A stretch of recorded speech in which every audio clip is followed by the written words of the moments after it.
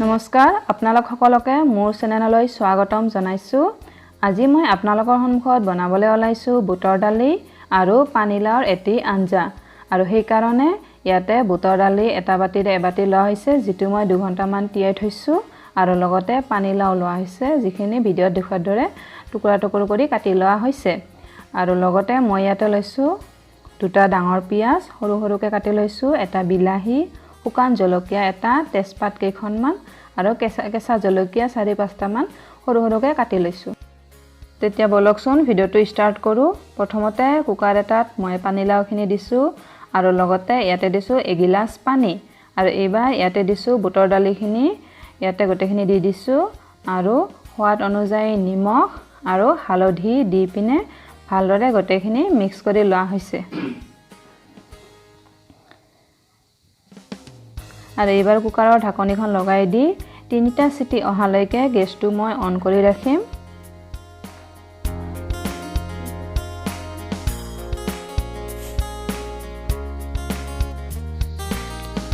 আৰু 3টা চিটি মাৰিলে, আৰু এতিয়া আঞ্জাটোৰ কাৰণে কেৰাহীখন গৰম দিছো, তাতে অলপ তেল দিছো, আৰু তেলখিনি গৰম হোৱাত ইয়াতে দিছো শুকান জিৰা অলপমান দিছো, আৰু লগতে দিছো শুকান জলকীয়া এটা, তেজপাত কেইখনমান, আৰু এইখিনি অলপ সময় ভালদৰে ভাজি লৈছো। আৰু যেতিয়া অলপমান ভালদৰে ভজা হৈ গৈছে, তেতিয়া ইয়াতে দিছো পিয়াজখিনি আৰু লগতে কেঁচা জলকীয়াখিনিও দি পিনে ভালদৰে গোটেইখিনি ভাজি ল'ম। যেতিয়ালৈকে এইখিনি কালাৰটো অলপমান চেঞ্জ নহয় তেতিয়ালৈকে ভাজি থাকিম। আৰু অলপ পিছত ইয়াতে মই অলপ দিছো নিমখ আৰু হালধি, আৰু গোটেইখিনি ভালদৰে ভাজি ল'ম। বেছি সময় ভাজিব নালাগে, পিয়াজৰ ৰংটো চেঞ্জ হোৱালৈকে ভাজি থাকিম। আৰু অলপ সময় ভাজাৰ পিছতে পিয়াজৰ ৰংটো সলনি হৈ গৈছে, আৰু এতিয়া ইয়াতে দিছো অলপ নহৰু আৰু আদাৰ পেষ্ট, আৰু এইখিনিও অলপ সময় ভাজি থাকিব লাগিব, যাতে আদা আৰু নহৰুৰ গন্ধটো অলপমান নাইকিয়া হৈ যায়। যেতিয়া গোটেইখিনি ভালদৰে ভজা হৈ যাব, তেতিয়া ইয়াতে দিম কাটি লোৱা বিলাহীখিনি, ইয়াতে মই বিলাহীখিনি দিছো, আৰু এইখিনিও ভালদৰে ভাজি থাকিম যেতিয়ালৈকে বিলাহীখিনি ভালদৰে সিজি নাযায় বা গলি নাযায়।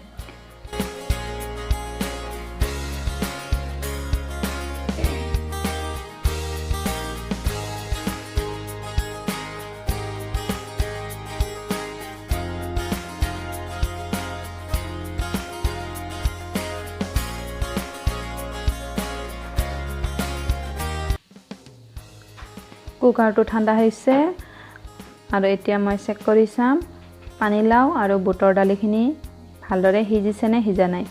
যদি বুটৰ দালিখিনি ভালদৰে নিসিজে, তেতিয়াহ'লে আৰু 2টামান চিটি আপোনালোকে লগাই দিব পাৰে।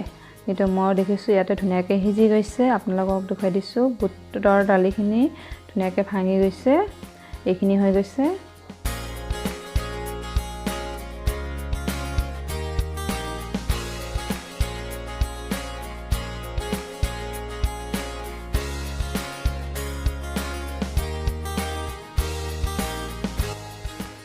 আৰু এইপিনে বিলাহীখিনিও সিজি গৈছে।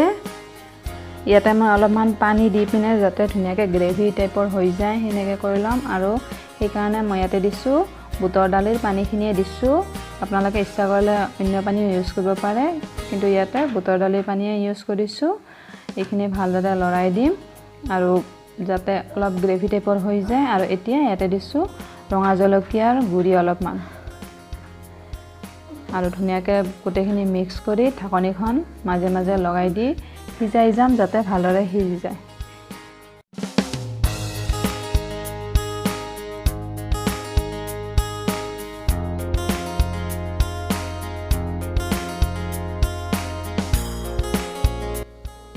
বিলাহীখিনি ধুনীয়াকৈ গলি গৈছে, আৰু ইয়াতে দিছোঁ মই এতিয়া অলপ ধনিয়া গুড়ি আৰু অলপ জিৰা গুড়ি দি পিনে ভালদৰে ভাজি ল'ম। আৰু এতিয়া ইয়াতে বুটৰ দালি আৰু পানীলাওৰ আঞ্জাখিনি দিছোঁ, আৰু এইখিনি অলপ সময় লৰাই থাকি যাম, আৰু পানীখিনি অলপ শুকাব দিম যাতে আঞ্জাখিনি অলপ গ্ৰেভি টাইপৰ হৈ যায়।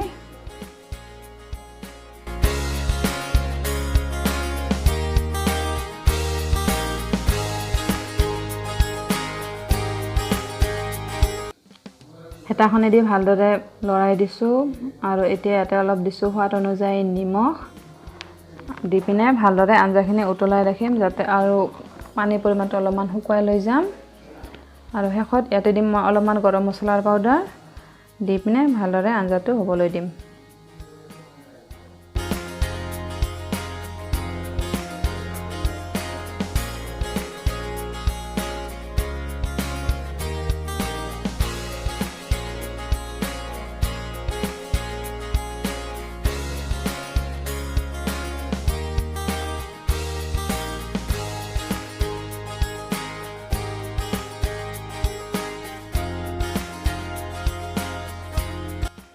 আৰু হৈ গ'ল মোৰ বুটৰ দালি আৰু পানীলাওৰ আঞ্জাটো ধুনীয়াকৈ গ্ৰেভিখিনি হৈ গৈছে, শুকাই গৈছে আৰু শেষত ইয়াতে অলপমান ধনিয়া পাত দি গাৰ্নিছ কৰি দি যাম।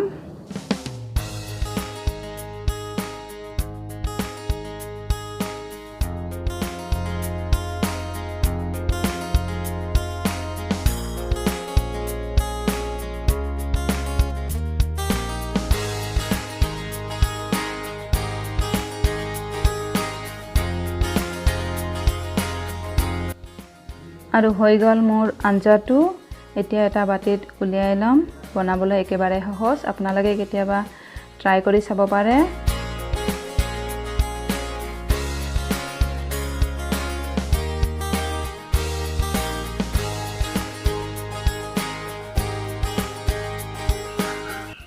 আৰু হৈ গ'ল পানীলাও আৰু বুটৰ দালিৰ আঞ্জা। আপোনালোকে এইটো ভাতৰ লগতো খাব পাৰে আৰু ৰুটিৰ লগতো খাব পাৰে। আশা কৰোঁ মোৰ ভিডিঅ'টো আপোনালোকে ভাল পাইছে। যদি মোৰ ভিডিঅ'টো চাই আপোনালোকে ভাল পাইছে তেতিয়াহ'লে লাইক আৰু কমেণ্ট কৰি দিব আৰু লগতে ছাবস্ক্ৰাইব কৰি দি বেল আইকনটো দবাই দিব। Thank U.